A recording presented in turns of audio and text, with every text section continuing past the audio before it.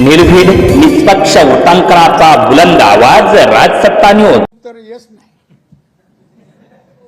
हो हा बरोबर अनिल परबाने आज मोठं भाष्य केलेलं आहे का जेव्हा एकनाथ शिंदेने बंद पुकारला होता 40 जण गेले होते 40 जण गेले होते तेव्हा आम्ही आक्रमकता दाखवली नाही कारण की उद्धव ठाकरेंनी आम्हाला सांगितलं होतं का शांत बसा नाही आम्ही आक्रमकता दाखवली असते। मला एक पहिलं विचारायचं आहे, हे कोण बोललं? अनिल परब अनिल परब आणि आक्रमकता समीकरण जमतं काय? दिसतं का त्या जीवात? काहीतरी काय म्हणतं आक्रमकता म्हणून तू दाखव ना, चल मी सांगतो आज दाखव, कुठल्याही बाबतीत दाखव। कोणात कानफडत मारलेलं तरी ऐकिवात आहे का आतापर्यंत एवढ्या वर्षात?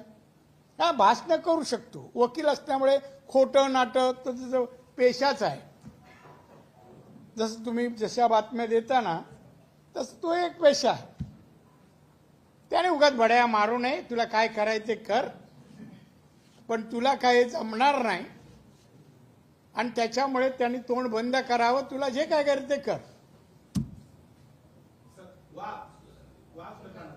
कोण वाघ? मासा नीट बोला ना। कोण? अरे एक पाहू शकत तू काय 56 पाहतो?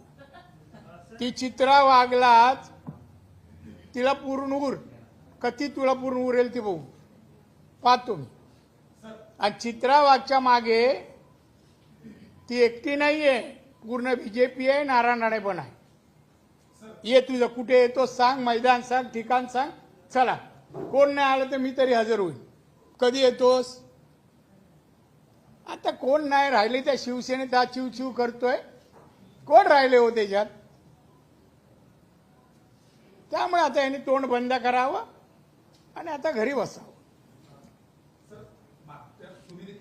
तू महाराजांना बघ जर असं महाराज हा तुम्ही देखील स्वतः मुख्यमंत्री राहिला आहात। खरं तर ही घटना घडली जवळपास 4-5 वर्ष उलटत आहे आणि त्यावेळी ज्यावेळी तुम्ही पूर्ण फॉलोअप घेत होता, तुम्ही देखील सगळ्या तपासाला यामध्ये घेतलं होतं, त्यावेळी संबंधित ज्यांनी आता याचिका केली मुलीचे वडील त्यांनी असं म्हटलं की आमच्यावर दबाव आहे, त्यावेळी तुमचा दबाव आहे असं म्हणत होते। आता ते म्हणतायत की ठाकरे गटाचा त्यावेळी दबाव होता। एक वडील म्हणून जी याचिका आता स्वीकारली गेली आहे, ह्या 4-5 वर्षामध्ये संबंधित प्रकरण तुम्ही कसं बघता? फक्त व्यक्ती म्हणून नाही तर एकंदरीत संपूर्ण प्रकरण आता ऍडमिट झालं। एक तर सांगू, तुम्ही वडील दिशास्थानचे सतीश सालियन ना, बरोबर? त्यांचं ते अपील पूर्ण वाचलं का हो? नाही वाचलं, त्यात माझा काही संबंध नाही। दबाव होता, दबाव कोणावर होता? कोण घरी जायच्या, पेडणेकरताही जायच्या आणि काय त्यांच्याबरोबर जायचे, त्यांचा दबाव। आम्ही कधी त्यांच्या घरी गेलो नाही।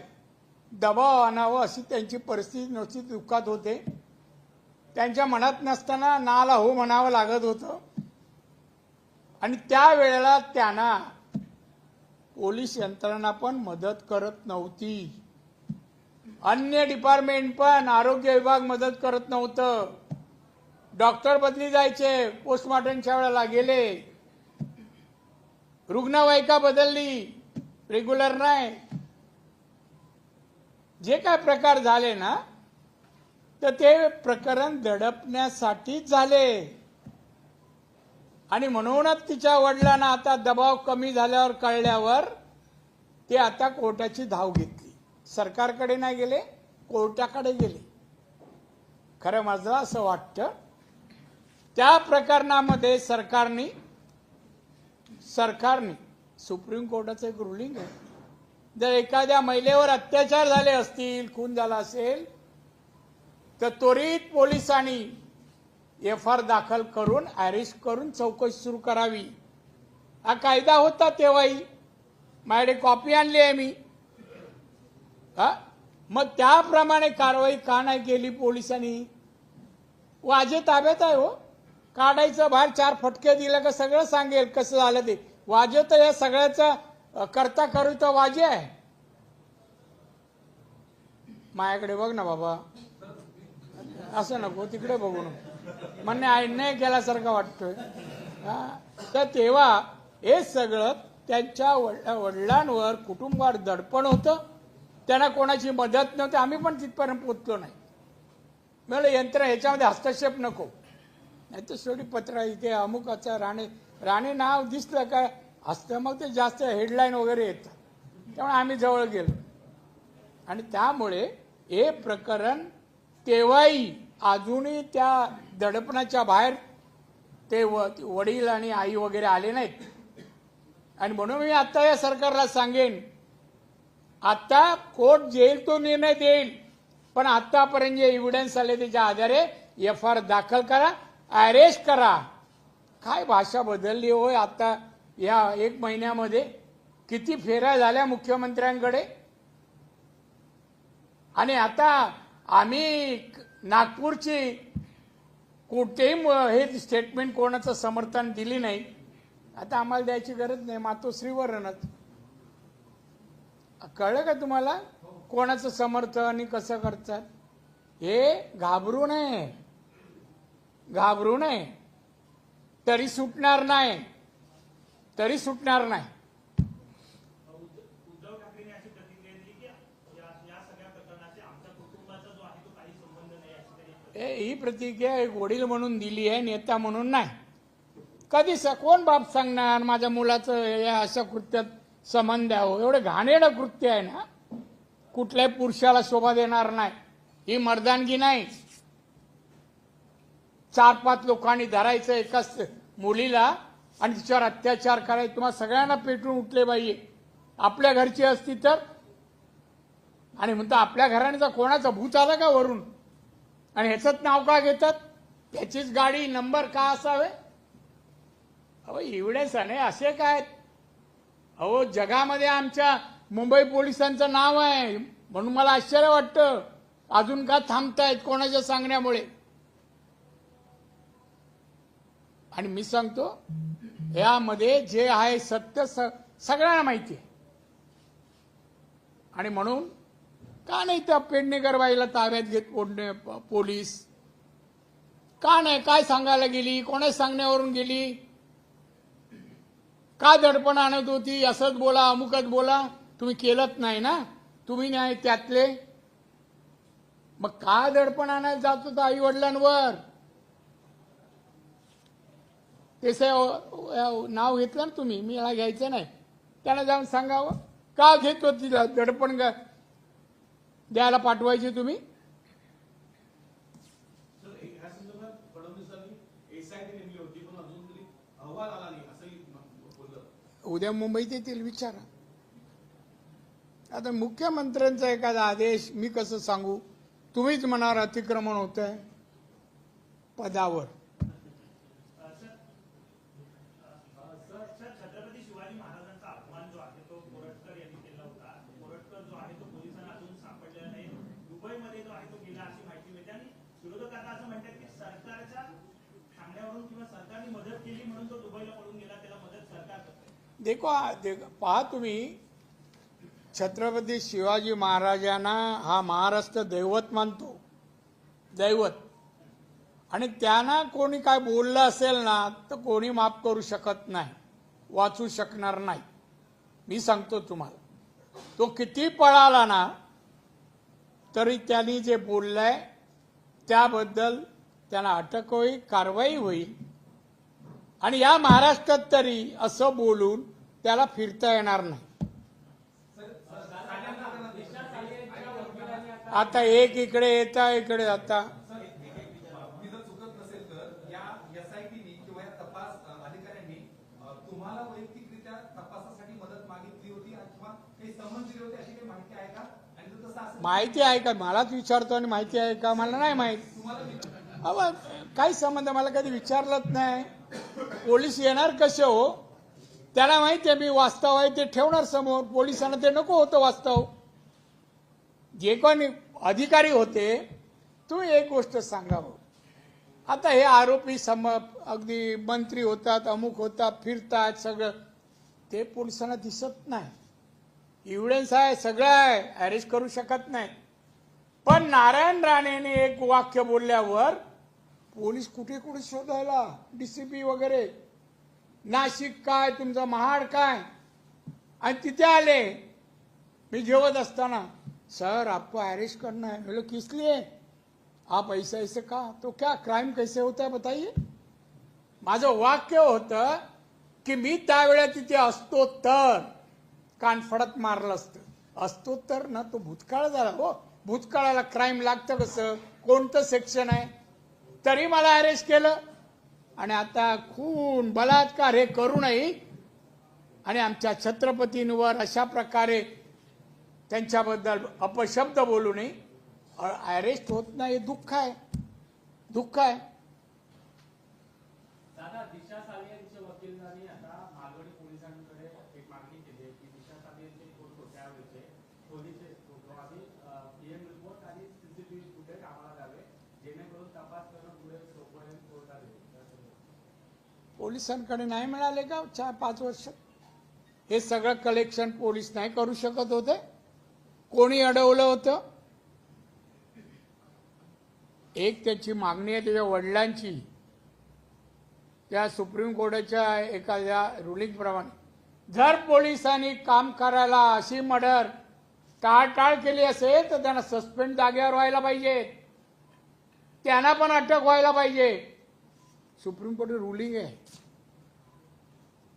मुंबई पोलिसांनी काढावं आणि आता मागायला ते पोलीस त्यांचंच आहे मालवणी, म्हणजे मुंबई पोलिसांच्याच अंडर आहे. त्यांनी मागावं, माझं काय. पण त्यांना आता एवढी वर्ष का लागली एक्सप्लेनेशन विचारलं पाहिजे कमिशनरने, संबंधित अधिकाऱ्यांनी. करा सस्पेंड जागेवर. मी सांगतो, मुख्यमंत्री होतो दुसऱ्या दिवशी मुख्यमंत्री झाल्यावर कमिशनर तेव्हाचे मेंडोसा आणि इनामदार जी यांना बोलवलं आणि मी सांगितलं, मला माहिती आहे मुंबई, ए बाबा आपसं नको बोलू, नाही तर तुम्ही बोला वर या, मी खाली येतो. मला माहिती आहे की मुंबई पोलिसांमध्ये काही अधिकारी दाऊदशी डायरेक्ट बोलतायत, गुन्ह्यांमध्ये मदत करतायत. ते यादी माझ्याकडे उद्या 11:30 घेऊन या. दुसरे 11:30 मेंडोसा इनामदार दोघे आले. 37 अधिकारी होते, 37. मी लगेच त्याच्यावर लिहिलं एक ओळ, या सर्व अधिकाऱ्यांना चौकशी बिवकशी नाही, पोलीस कायद्याच्या 311 प्रमाणे निलंबित करण्यात यावं. नारायण राणे पाठवले. 37 निलंबित झाले कशाने?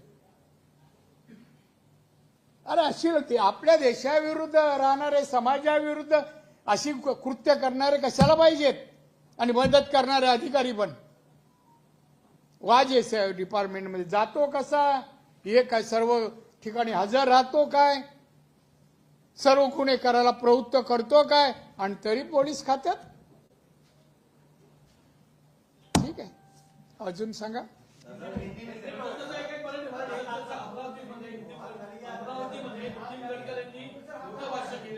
हा, नितीन गडकरींनी मोठे भाष्य केलेलं आहे अमरावतीमध्ये, तर जनता हे जातीवाद करत नाही तर पुढारी हे जातीवाद करतात, राजकीय नेते जातीवाद करतात. ते त्यांना विचारा ना कोण कोण आहेत. हा, यादी विचारा ना. ते मोठे नेते आहेत, ते मोठी नावं घेऊ शकतात. जरा विचारा कोण आहेत असे, आणि त्यांना का ठेवता पक्षात. काढलं पाहिजे ताबडतोब, नाही बरोबर ना. मग राज्यामध्ये ज्या घटना घडतात, नागपूरसारखी घटना घडली, नागपूरमध्ये जी घटना घडली त्यानंतर काँग्रेसचे नवे प्रदेशाध्यक्ष हर्षवर्धन सकपाळ असे म्हणतात की राज्याला पूर्णवेळ गृहमंत्री हवा आहे, देवेंद्र फडणवीसांनी राजीनामा दिला पाहिजे, कारण राज्यात अशा घटना. किती दिवस झाले सपकाळांना? नाही, दिवस किती अजून ते जे काय पोस्टिंगचे लिहिलं असेल ना, शाही सुकली नाही म्हणा. गप्प बसणं, अजून काय कळलं नाही तुला. राजकारण प्रशासन काय कळलं नाही अजून. मंत्री काही झालं, कशाला बोलतोस? गप्प बस. आणि त्याचे प्रश्न आम्हाला विचारू नका हो. आणि बरेच काळ आम्ही काढलाय. हे 9 शिक्के लोकांचे प्रश्नाला उत्तर काय द्यायची? सर, दिशा सालियान के पिता सतीश सालियान बॉम्बे हाई कोर्ट में गए और न्याय की गुहार लगा रहे हैं, न्याय मांग रहे हैं. कह रहे हैं उस समय जो महाविकास आघाड़ी की सरकार थी दबाया गया, हमें बोलने नहीं दिए गए 5 साल. अब हाई कोर्ट का दरवाजा खटखटाया है. बोले ना आगे. उन्होंने दरवाजा खटखटाया हाई कोर्ट का और न्याय मांग रहे हैं. हाँ, तो आपका क्या क्वेश्चन क्या है? क्वेश्चन ऐसा है कि अगर इतनी बड़ी जाकर हाईकोर्ट का दरवाजा खटखटाने की जरूरत होती? जरूरत पड़ेगी। पुलिस ने अब तक संबंधित जो गुनेगार है उनको अरेस्ट नहीं किया है, इसलिए उनको पिताजी को लगा कि पुलिस से हमें न्याय मिलने वाला नहीं है, इसलिए कोर्ट में गए। सर, उद्धव ठाकरे ने आपको 2 बार फोन किया था, फोन करके नाम न लेने का आग्रह किया था। वो पूरा इंसिडेंट क्या था, कब कब आपको कॉल आया था? अरे अभी मैं मराठी में कहा, आप तो समझते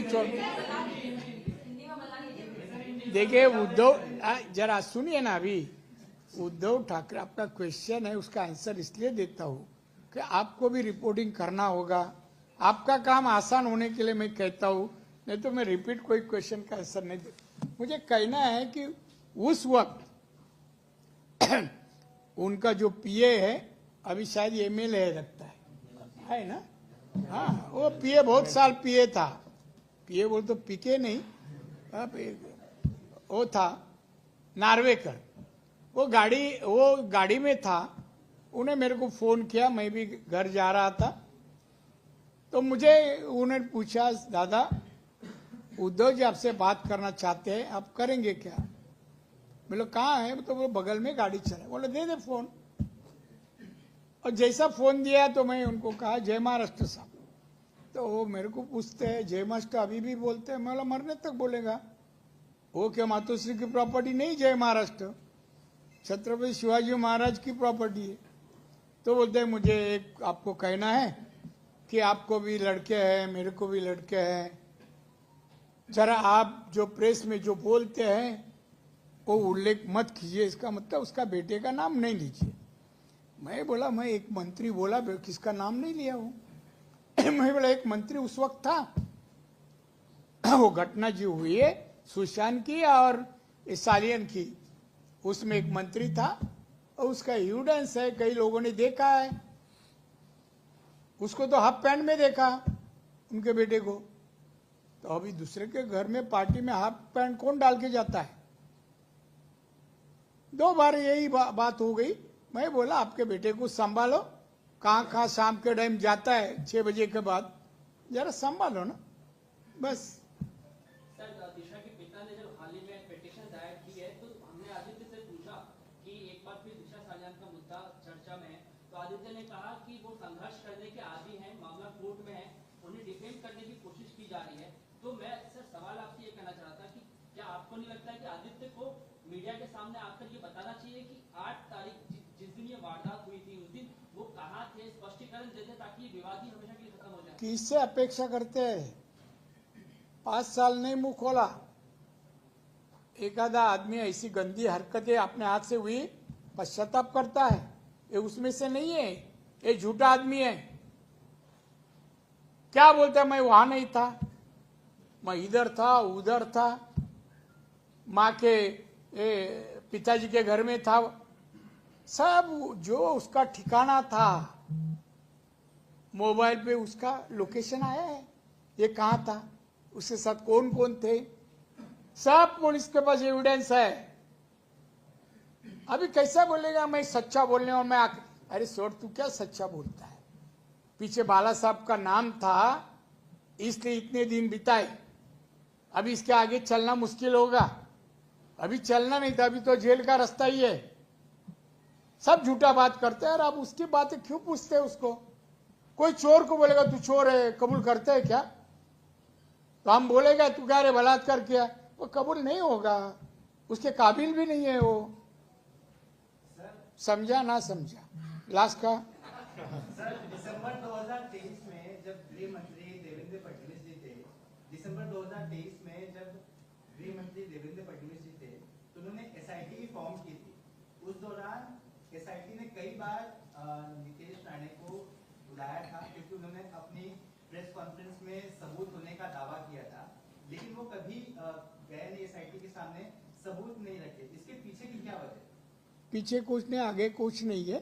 पुलिस का काम में इंटरफेयर नहीं करना, ये हमारा रिवाज है। राणे फैमिली उनको कहा तू बीच में मत जा, पुलिस के पास एविडेंस नहीं, तो क्या करता पुलिस? हम क्यों बने विटनेस?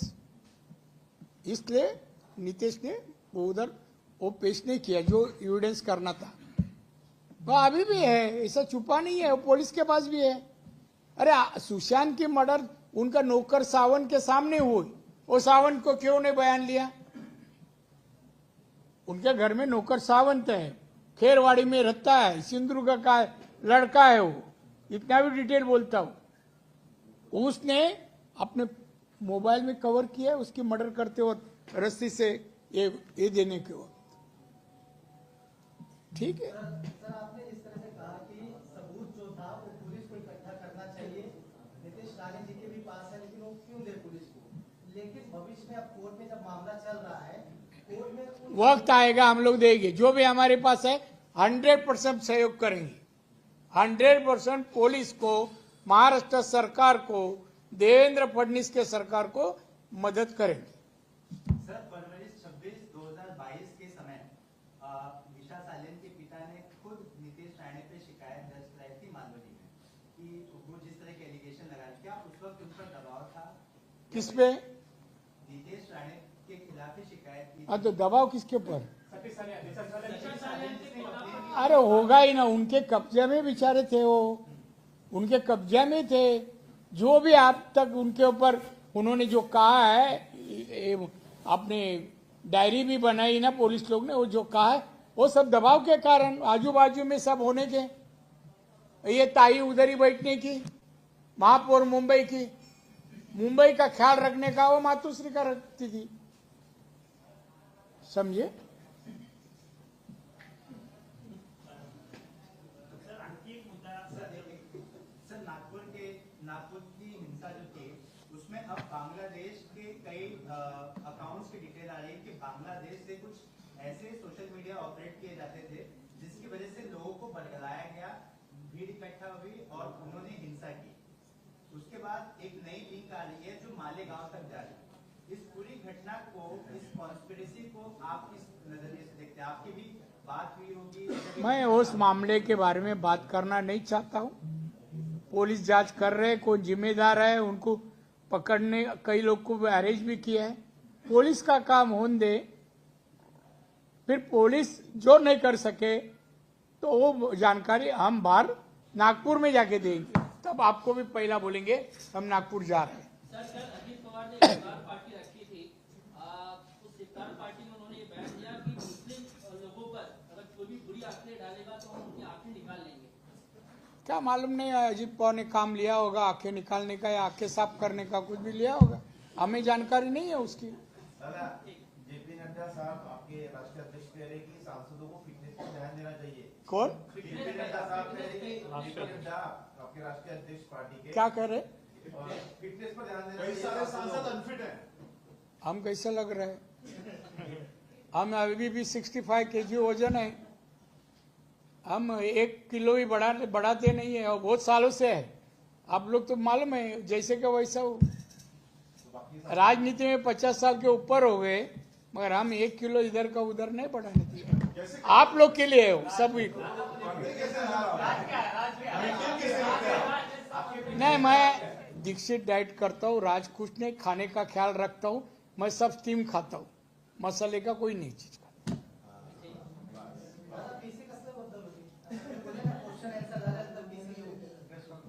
हाँ? निवेदन करतो म्हणाला होता प्रेसच्या नंतर क्वेश्चन अरे पण तुम्ही थांबलात तर मी निवेदन करेन ना। तुमचे प्रश्न एक इकडून एकदा मराठी झाला का बोलतो, हिंदी बोलणार, आज नशीब उर्दू मध्ये विचारत नाही। हा, बोलू का? सुरुवात का आहे का? आज नाही संजय राऊतांनी आरोप केलेला आहे कोणावर? सरकार हे मनोरुग्णांचं सरकार आहे। मला वाटतं आता संजय राऊतला मनोरुग्ण झाला असं मला वाटतं। मेडिकल चेकअप करायला पाहिजे।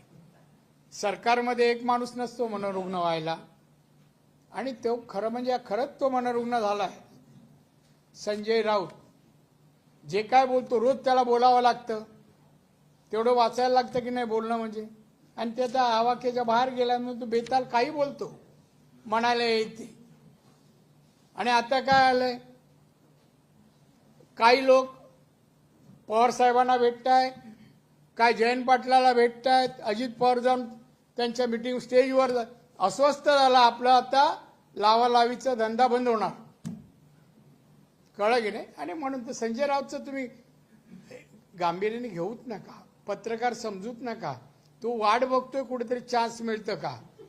आदित्य ठाकरे गेला का आपल्याला कुठे मिळेल, अजून काय दुसरं काय नाही, त्याची क्षमता काय नाही. राणे जी, एक सवाल है. अरे सवाल काफी पूछा आपने. एक आखिरी सवाल. जो 2015 से 2025 तक भारत का जो जीडीपी है वो 105% बढ़ा है. ऐसे में मोदी जी के नेतृत्व में इतनी ज्यादा प्रगति हुई है, आगे भविष्य में क्या कहाँ देखते भारत? भारत मैं देखता हूँ दुनिया के अर्थव्यवस्था में भारत जल्दी से जल्दी तीसरे क्रमांक पे जाए. देश के जनता का पर कैपिटा इनकम बढ़े और भारत एक विकसित देश करके दुनिया के नक्शे पर जाए जल्दी जल्दी, ये हम चाहते हैं. और माननीय मोदी साहब के जो अभी सरकार है उस सरकार में एक सांसद करके मैं हूँ दिल्ली में. सर एक एक करून विजय वडेट्टीवार असं म्हणतायत की फडणवीसांना टार्गेट जे आहे ते त्यांच्या जवळची लोक करतायत, त्यांची गरज आहे. गरज नाही मग तू कशाला बोलतो? हे सांगायला काय तुला बोलवलं होतं का कुणी? आहेत ना माणसं तुझ्या आजूबाजूला कुठली का, मग तू कशाला? बरं इथे देवेंद्र आता आता आले, चांगलं काम करतात, मग त्यांचं टार्गेट करण्याचं कारण काय? आता हे सगळे टार्गेट होत आहेत एका पाठोपाठ एक, त्यांना चिंता आहे. आज नंबर आपला तर उद्या कोणाचा? या तिन्ही पक्ष आता बेजार झाले. किती राहिले हो, किती राहिले? आता शिवसेना 20 हो, आणि त्याच्या आता थोड्या दिवसांनी आता हे आदित्यचं काय बरं झालं, बरं म्हणतो वाईट कधी म्हणत नाही, बरं झालं तर बरं हे 20 जाणार परत. पुढच्या निवडणुकीपर्यंत 1-2 राहतील.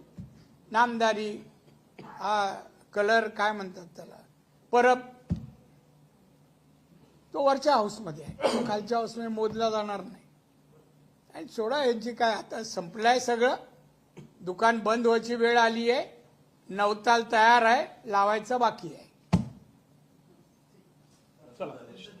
तू आई विचारते. एमपी सुप्रिया सुले ने गवर्नमेंट के सीबीएसई बोर्ड इम्प्लीमेंट करने के डिसीजन पर सवाल उठाया है कि फिर मराठी भाषा का क्या होगा, और क्या गवर्नमेंट के पास ऐसा इंफ्रास्ट्रक्चर है, ऐसे फंड्स हैं कि इतना बड़ा डिसीजन ले लिया है और प्रेशराइज किया जा रहा है. देखिए कल सुळे जी मुझे लोकसभा के अंदर मिली थी, ये बातें हुई. ये सरकार का मामला है. सरकार ने उस क्षेत्र में अनुमति दे तो फाइनेंशियल पोजीशन अपना है क्या, और जब फाइनेंस अनुमति देता है तभी प्रस्ताव पास होता है और इम्प्लीमेंट होता है. अभी इम्प्लीमेंट होने शुरू हो गया तो सवाल नहीं इसमें चर्चा करने की. अच्छा चीज कुछ भी होता है, आज हमारे स्टूडेंट, हमारे जो यूथ है, उनको उस शिक्षण की आवश्यकता है, तो उसमें फाइनेंशियल पोजीशन वीक है कि पैसा कहाँ से लाने, ये सवाल नहीं. हमें सुधारना है एजुकेशन क्षेत्र. तो जो चीज दुनिया में होती है जिससे तरक्की हो जाएंगी वो स्वीकार करना चाहिए, पैसे के इधर नहीं देखना चाहिए. उस भारत 140 करोड़ लोग हैं, हमारा बजट 47 लाख करोड़ का है, तो एजुकेशन लिए क्यों हम लोग रुकेंगे? समाजवादी पार्टी के सांसद कुठे आहे ती? रामजी लाल सुमन ने एक संसद में बयान दिया था राणा संघा को लेकर कि मैं वो इतना ये दुनिया भर का अपने को काम नहीं है. यूपी बीपी बिहार और पहले के काल का कुछ पूछ के मतलब नहीं, अभी का कुछ पूछो वो आप ढूंढ के लगेगा. उच्च न्यायालयाच्या न्यायाधीशाची तडकाफडकी बदली केली आहे. कधी झाली? हा, अरे कधी आहे? कधी रेड पडली ती का? मग ते काय तुम्हाला सगळं कारण माहिती आहे तरी विचारता. अरे बाबा, पहिली बदली, कारवाई सिद्ध झाली का सस्पेंड माहिती आहे ना? जर मला कायदे विचारून घ्या, बराच काळ झालाय मला. असं म्हणतायत की महाराष्ट्रामध्ये एक गट अमित शहाना मानणारा आहे जो शिंदेना प्रोटेक्शन देऊ इच्छितो, तर दुसरा गट फडणवीसांना मानणारा आहे तो शिंदेची कोंडी करू इच्छितो. एक मी तुम्हाला सांगतो चिंता पत्रकार करू नका, आम्ही सर्व एक आहोत. काय चिंता करू नका. तुम्ही एवढंच म्हणा एकच वाक्य, नांदा सौख्य बरे. हा, आम्हाला ते आशीर्वाद द्यावा ना, एकत्र राहा, महाराष्ट्राचं भलं करा, कल्याण करा. आणि या भूमीत छत्रपती शिवाजी महाराजांच्या दिशा सालियनसारखी जो का प्रकार घडू नये एवढीच प्रार्थना करा. कोणाची मुलगी असो, कोणाची सून असो, कोणी असो, तिच्या आयुष्यात असे क्षण येऊ नये. तिला आत्महत्या करून ज्या अवस्थेत खाली पडली तो चीड यायला पाहिजे. हा पुरुषार्थ नाहीये आणि मी नाही त्यात.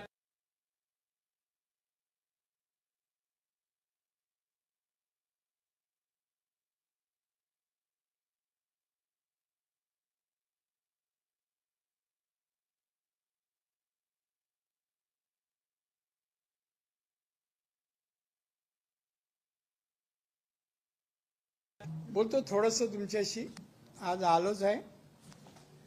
पत्रकार मित्र, आज खरं भेटून थोडी चर्चा करावी, महाराष्ट्रातली परिस्थिती विचारावी. कारण मला केव्हा तरी यायला मिळतं, आल्यानंतर काही दिवस मुंबईत, काही कोकणात असं फिरावं लागतं आणि बाकी दिल्ली. महाराष्ट्राची परिस्थिती, कारण मी महाराष्ट्रात गेले मोर दॅन 55 वर्ष तरी मी महाराष्ट्रात काढली. 11वं पद माझं हे आहे. राजकारणातली सगळी पदं मिळाली, एक गव्हर्नर नाही आणि एक विधानसभेचा अध्यक्ष सोडला तर बहुतांशी पदं मिळाली. आणि या पदावर काम करताना मी महाराष्ट्र जवळून पाहिलाय. इथले जनता, इथले धर्म, इथल्या जाती सर्व पाहिलंय. मी जातपात तसा मानणाऱ्यापैकी नाही आहे. मी लोकप्रतिनिधी आहे. लोकांचे प्रश्न, लोकांच्या समस्या सोडवणं हे माझं कर्तव्य समजतो, असं मी आहे. पत्रकार मित्रही आहेत, ते जवळून पाहतात. मला फार वर्षापासून पाहिलं. मी कॉर्पोरेशनला नगरसेवक, बीएसटी चेअरमन असल्यावर पत्रकार मी ओळखतो. अनेक जण आज नाहीत आहेत, पण काही आहेत. मला एवढंच तुम्हाला सांगायचं, सहकारी म्हणून शेवटं अनेक जणांच्या अडचणी समस्या येतात, त्या भेटतातही. तेव्हा कळतात पत्रकारांची मनं काय, राजकारण्यांची मनं काय, अधिकाऱ्यांची मनं काय, हे मी सर्व जाणलंय, जवळून जाण. एकच तुम्हाला सांगतो, पत्रकारिता पेशा आहे, पेशा आहे. त्याचं पावित्र्य राखणं हे तुमच्या सर्वांचं काम आहे. माझं मार्गदर्शन नाही, हे माझं म्हणणं आहे. का तुम्ही असं करा असं नाही, म्हणणं आहे. मी याच्या बरेच व्याख्यानं पण पहिली द्यायला जायचं, 2-3 विषयावर, त्याच्यावर या विषयावर द्यायचं. शिक्षण, पत्रकारिता हे पेशा आहे. आता मी जे काय सगळं पाहतोय, एक बोललेलं वाक्य टीव्हीच्या बाईकवर, त्याच्यावर थोडा वेळ टीव्हीवर येतं, त्याच्यातला एखादा शब्द जातो, कॉमा जातो, फुलस्टॉप जातो, बरंच काय होतं. आणि एक ट्विस्ट केलेली बातमी या वाचतो, तेव्हा अरे रे रे, हे का चुकीचं केलं माझ्या मित्रांनी. आणि मग जे का आरोप आणि हे सगळं होतात त्याला वाईट वाटतं, वाईट वाटतं. राजकारणात मी आलो, तुम्ही मला पाहिलं, मी सरळ आहे. सरळ म्हणजे जे असेल ते मी बोलून जातो. मी काय कोणाची पर्वा करत नाही, ही कारवाई होईल, असं होईल, अमुक जाईल पद, काही नाही. माझ्या नियतीपेक्षा पद मोठी नाही आणि पैसाही मोठा नाही. नीतिमत्ता आपण राखावी, आपलं पदाला न्याय द्यावा, याच्यातला मी न्याय देतच आलोय. तुम्ही पाहिली सगळे पद, सगळ्या पदाला न्याय दिला. आताही केंद्रातल्या पदाला न्याय दिला. जेव्हा माझ्याकडे MSME होतं त्या वर्षी बजेटमध्ये राष्ट्रपती, पंतप्रधान आणि अर्थमंत्र्यांनी माझा उल्लेख केलेला आहे भाषणामध्ये. त्या मी कुठे कमी पडलो नाही, मला वाटतं. पण मला वाटतं पत्रकार मित्र ते असे असावे. मित्र म्हणतो म्हणून मला वाटतं हे नात्यामध्ये मी अधिकारी म्हणून त्यांना सांगू शकतो, अरे बाबा असं आहे. राजकारणी पण तसे आहे तसे मानत नाही. तेव्हाचं राजकारण आमच्या वेळेला, आताचं राजकारण काय फरक पडलाय हो, फरक पडलाय. हा फरक सगळ्यांमध्ये पडलाय. आम्ही म्हणत नाही की आम्हा राजकारणामध्ये नाही पडलाय, वागण्यात, चालण्यात, बोलण्यात, व्यवहारात असू नये असं मला. प्रत्येकाला संसार असतो, कुटुंब असतं, मुलं असतात आणि सगळ्यांना सगळं काही लागतं. पण त्यासाठी काहीतरी संकेत आहेत, त्यासाठी काही मर्यादा आहेत, त्याला वापर व्हावा असंच मला वाटतं. मी आज घरून निघालो, एक विचार करून निघालो.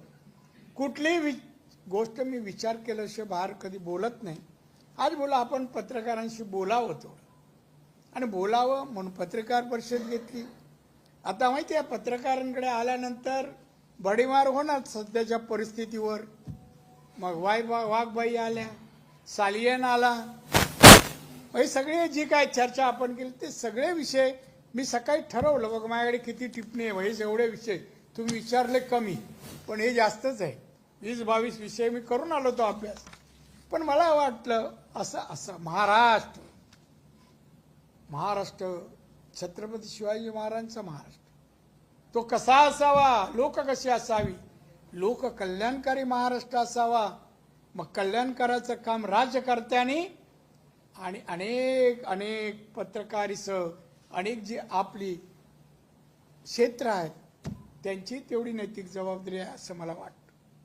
आज एकच सांगतो तुम्हाला, फार उत्सुक आहे होतात काही पत्रकार दिशा सालेचे.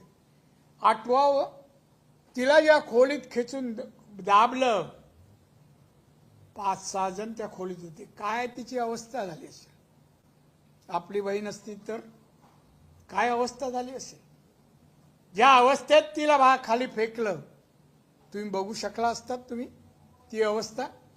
नाही, चीड येणारी गोष्ट आहे. कोणी असो, माझ्या पक्षातला असो, माझ्या धर्मातला, जाती कोणी असो, माफ नाही. कायद्याला जात पात नातं नाही बांधावं. कायदा जे आहे, तू गुन्हा केला शिक्षा भोगायला पाहिजे, कशाला पळवाटा काढता. त्यामुळे मला एवढंच म्हणायचं आहे, आज ना उद्या जे व्हायचं तर होईल.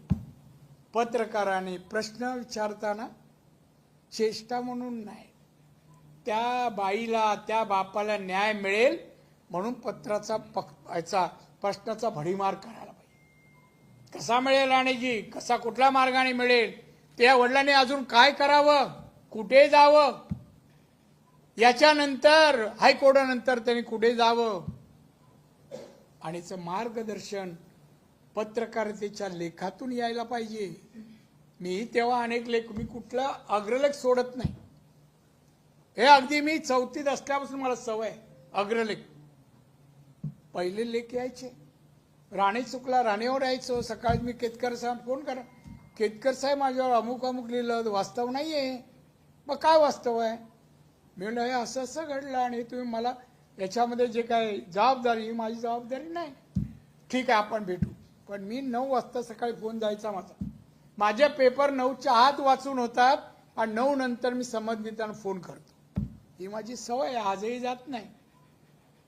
आणि म्हणून आपल्या चांगल्या सवयी लोकांपर्यंत पोचवाव्या, समाजापर्यंत पोचवावं हा मी प्रयत्न आज आहे, उद्या नसेल.